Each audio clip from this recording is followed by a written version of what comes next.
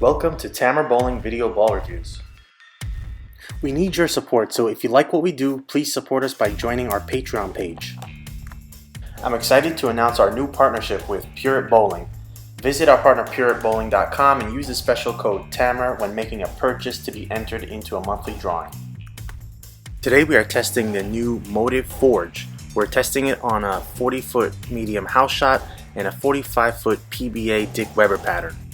First impressions, the Motiv Forge is the heavy rolling, heavier oil ball they say it is. Another one Motiv got right. For value, we gave the Forge a B+. This is probably a higher score than what I'd normally give for a strong symmetric solid, but everyone had a look with the Motiv Forge, and even at this price point, that impressed. Overall, we gave it a B+ on house shot, B+ on sport shot. The Forge is a strong solid, like I said, with a low RG symmetric core. Motiv slots this in the Rolly, Revolt, Havoc side of the chart, and that was a very predictable, smooth rolling piece. I don't have a direct comparison, but the Forge definitely holds its own by its own merits. Okay, what's it about? The Forge is a very heavy rolling ball, and with such a low RG and strong cover, the ball churns itself up and wants to really get into that roll. At the same time, it doesn't feel like it's really labored. It wants some oil, but surprisingly usable on the medium house shot. Watching Cody first, our high rev tester, he definitely needs to get it into the oil, and so he's playing between the 4th and 5th arrow out to about 5, and the ball smoothly but strongly trucks back. The rollier character is basically having the core start its transition, and so that turnover along with seeing friction brings it back. If you watch closely, you can see the core having significantly turned over by 30 feet. Then it transitions from that hook to roll, but doesn't feel like it's rolled out. It just rolls heavy through the pins. There is a risk that due to that rolling nature, you get it out just a bit too far and it will not make it back. And you can see that with the washout or the pocket 710. You can also see that if he gets grabby, it's gonna run hard.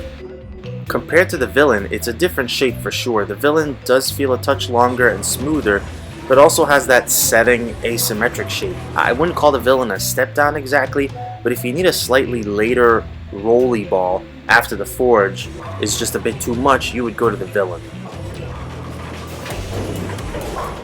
I'm next. The big thing for me with the Motiv Forge is to find the area and trajectory on the lane where I can take advantage of that heavy continuous roll. With this much cover and surface strength, you think you need more room through the fronts, but third arrow is basically causing the ball to use too much energy side to side. Once I started projecting it on straighter trajectories, the ball began to shine. So 12 at the arrows to 5 or 6 down lane, I really enjoyed how this ball just absolutely punched through the pins. Alternatively, 16 to 10 had the same pocket crushing result. The in-between was a little tricky, not problematic getting to the pocket, but carrying. So 14 to 7 would leave a 7 pin. Part of it is the design of this house pattern. I would use this ball on fresh until the line softens up.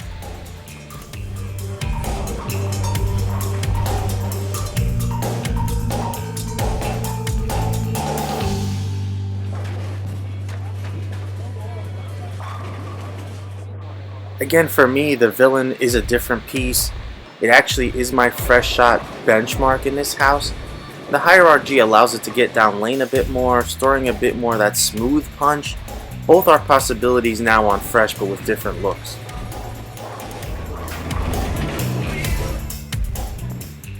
Finally, Bryan tests the Motiv Forge, and honestly, the ball was an absolute beast for him. Many times he worries about strong covers with symmetric cores, as they just seem to hit weak. Not the case at all with the Forge. Clearly, this is a more powerful motor. And he's going up 10, and this thing starts up and just keeps driving through the pins, shot after shot. Even the light hits shredded the rack.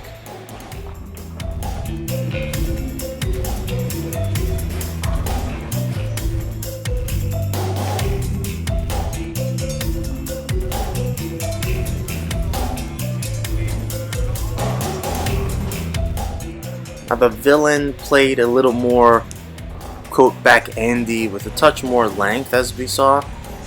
What I can say is that the Forge was extremely easy for Bryan to point and shoot with excellent carry percentage.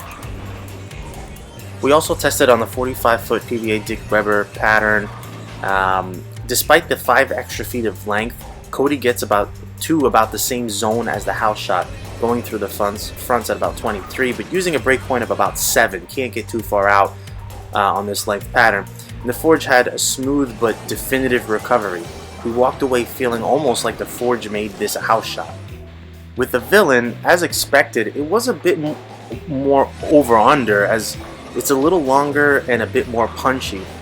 So he went stone 9 and then ring 10 on back-to-back shots. For me, I like going up the boards on long patterns from the left side, and about 7 to 6.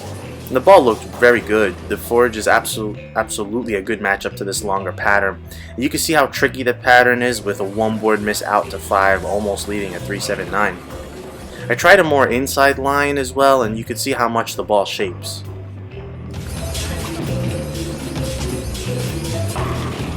The Villain, on the other hand, on the same line, 7-6, just doesn't quite continue through the pins. It's just a touch cleaner cover and with a higher RG, so that kind of makes sense. Finally, Bryan's up on the sport shot. Bryan felt that the Forge had the lane read that gave him an easy reaction, and you could see the easy mid-lane motion that helped him feel comfortable. He can't exactly open up the pattern, but that's because it's a 45-foot match to his game. The Villain, again, is a touch longer with a bit later punch. Final thoughts: Motiv delivered the goods here with the Forge, and it's a really good addition to the lineup. It's well placed, and is truly a heavy rolling piece that seems very capable of transferring lots of energy through the pins. Most bowlers might not want to use this ball for lots of side-to-side motion, as it's not skid flip, but for its intended purpose, man, does this ball truck. Strong symmetrics can become benchmarks for many bowlers, and this ball has that reliable earlier roll that is very predictable, which fits the bill. It may not be a true benchmark in that sense, but any ball with a reliable motion gets a good grade because they make a bowler comfortable, and comfortable means better execution. This motion is bread and butter for Motiv.